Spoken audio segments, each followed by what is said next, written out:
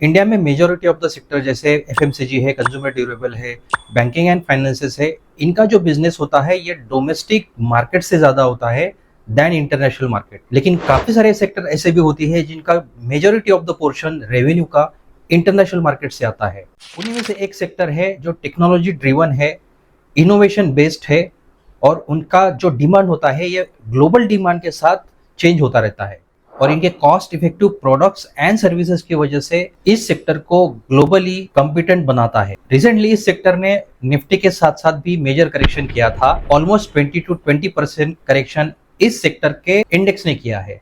इस सेक्टर की अगर हम लोग बात करें तो ये सेक्टर न्यू डील्स और जो एग्जिस्टिंग डील्स है इनके रिन्यूअल के बीच स्ट्रगल कर रहा है, और ऊपर से डोनाल्ड ट्रंप के टैरिफ वॉर का इम्पैक्ट भी इस सेक्टर पे हो सकता है, क्योंकि ये ऐसा सेक्टर है जिसकी डिपेंडेंसी इंटरनेशनल मार्केट पे ज़्यादा है।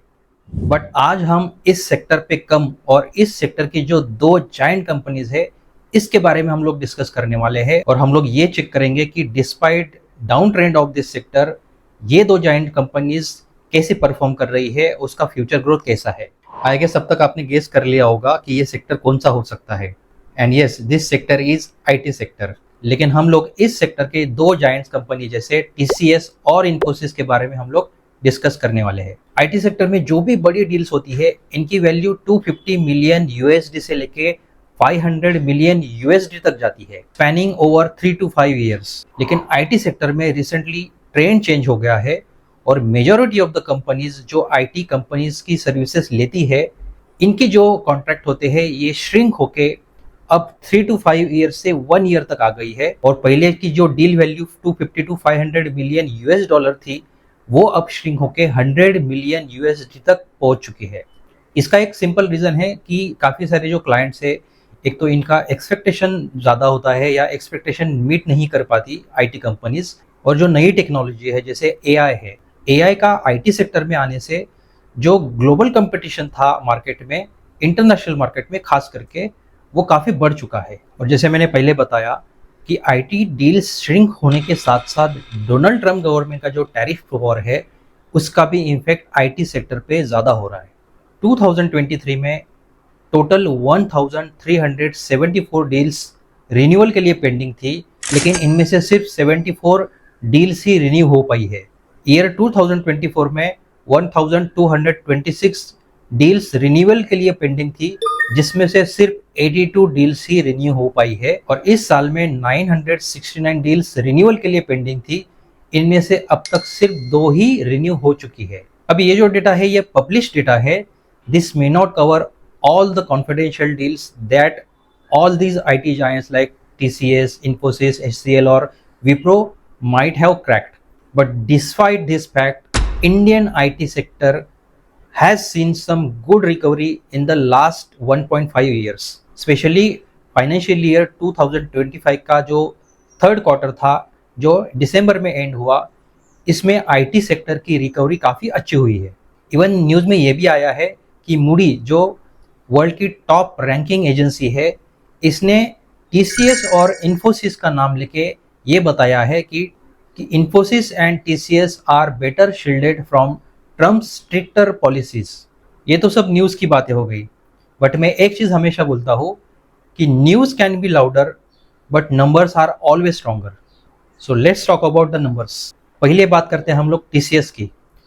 टीसीएस इंडिया की सबसे बड़ी आईटी कंपनी है और globally second largest IT company है। टीसीएस के फंडामेंटल्स के ज़्यादा डिटेल्स में हम लोग नहीं जाएंगे क्योंकि ये कंपनी ऑलरेडी फंडामेंटली स्ट्रांग है। मैं आपको एक शॉर्ट समरी बता देता हूँ कि कंपनी की market capital 170 billion US dollar की है। कंपनी का करंट नेट प्रॉफिट मार्जिन 19.3 से बढ़ा है, जो लास्ट ईयर 18.8% का था। इस कंपनी का डोमेस्टिक मार्केट शेयर 25 to 30% है, which is highest among all IT companies. Net profit की अगर हम लोग बात करें टीसीएस की, तो टीसीएस ने पिछले 10 साल में कंसिस्टेंटली प्रॉफिट जनरेट किया है, और ये इंक्रीमेंटल ही रहा है। टीसीएस का लास्ट ईयर का जो नेट प्रॉफिट था ये इंडियन रुपीज में 48,000 करोड़ से भी ज़्यादा था। टीसीएस का year on year profit growth तो दिख रहा है, लेकिन कंपनी ने आईटी सेक्टर का जो प्रॉफिट ग्रोथ रेट है इसको आउट परफॉर्म नहीं किया है। आईटी सेक्टर का जो ग्रोथ रेट है पिछले 5 साल का वो 25 to 26% का है, और टीसीएस का जो ग्रोथ रेट है इन 5 साल में 8 to 9% के बीच में रहा है। But having said that, TCS का जो आरओई है, return on equity, it has increased more than 40%, which is very outstanding and impressive, and this company is almost debt free। अगर आपने टेक्निकल एनालिसिस टीसीएस का किया है तो आपने एक चीज जरूर नोटिस की होगी कि इस कंपनी के स्टॉक प्राइस ने काफी सिग्निफिकेंट करेक्शन किया है।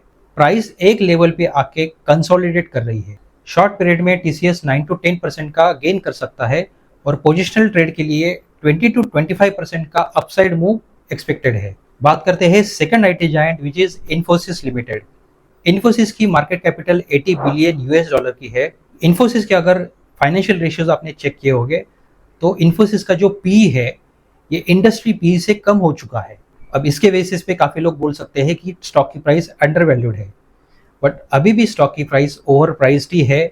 जो फाइनेंशियल एनालिस्ट है इन्होंने इन्फोसिस की फेयर प्राइस बताई है 750 की, और मुझे नहीं लगता कि इन्फोसिस की स्टॉक प्राइस 750 तक करेक्ट कर सकती है। मेरे एनालिसिस के हिसाब से इन्फोसिस में 10% का करेक्शन और हो सकता है। इन्फोसिस की प्रॉफिट ग्रोथ रेट 5 साल की डबल डिजिट ही रही है, विच इज़ एट 11%। लेकिन टीसीएस जैसे ही इन्फोसिस ने भी इंडस्ट्री एवरेज ग्रोथ रेट को आउट परफॉर्म नहीं किया है, but in the end it hardly matters. Infosys की लास्ट 10 साल की जो नेट प्रॉफिट ग्रोथ है ये काफ़ी अच्छी हुई है। आप इस ग्राफ में देख सकते हो पिछले 10 साल में इन्फोसिस ने कंसिस्टेंटली प्रॉफिट जनरेट किया है, और लास्ट ईयर में इन्फोसिस ने इंडियन रुपीज 25,000 करोड़ से भी ज्यादा नेट प्रॉफिट जनरेट किया है। इन्फोसिस के टेक्निकल एनालिसिस के हिसाब से मैं ये बता सकता हूँ कि 10% करेक्शन और एक्सपेक्टेड है, और उसके बाद शॉर्ट टर्म में 10 to 12% और लॉन्ग टर्म में 20 to 25%, जैसे टीसीएस का ही है सेम वैसे ही पैटर्न इन्फोसिस में भी आपको देखने को मिल सकता है। इन दोनों स्टॉक की जो फंडामेंटल्स है ये काफी स्ट्रांग है। फंडामेंटल्स के ज़्यादा डीप में जाने की आपको ज़रूरत नहीं है। अगर आपको एंट्री और एग्जिट चेक करना है तो टेक्निकल एनालिसिस करके आप डिसाइड कर सकते हो कि इन दोनों स्टॉक में आपकी एंट्री प्राइस और एग्जिट प्राइस, प्रॉफिट जो लेवल है ये क्या हो सकती है। आप मुझे कमेंट करके बता सकते हो कि टीसीएस और इन्फोसिस में आपकी एंट्री प्राइस क्या है और आपने क्या टारगेट सेट किया है। Thanks for watching this video friends. Hope ये वीडियो आपको अच्छा लगा। अब तक अगर आपने चैनल को सब्सक्राइब नहीं किया है तो चैनल को पहले सब्सक्राइब करना, और भी एनालिसिस वीडियो में आपके लिए लेके आऊंगा। तो मिलते हैं अगले वीडियो में। Until next time, good bye.